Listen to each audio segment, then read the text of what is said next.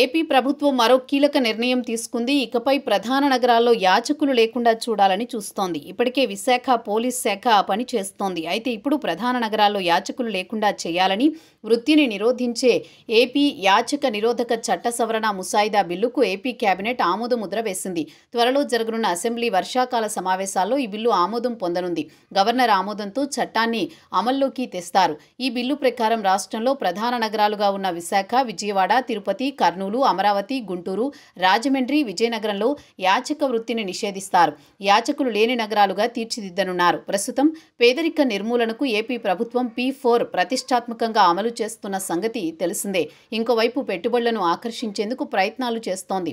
ఇటువంటి పరిస్థితుల్లో పేదరికాన్ని సూచికగా ఉండే యాచకులు లేకుండా చేయాలన్నది ప్రభుత్వ సంకల్పం. ప్రస్తుతం దేశవ్యాప్తంగా యాచకులు ఉన్న రాష్ట్రాల్లో ఉత్తరప్రదేశ్ తొలి స్థానంలో ఉంది. గవర్నమెంట్ తమిళనాడు 2, ఢిల్లీ 3వ స్థానంలో ఉంది. 4వ స్థానంలో ఏపీ కొనసాగుతోంది. అయితే ఏపీలో యాచకుల సంఖ్యను తగ్గించాలని ప్రభుత్వం భావిస్తోంది.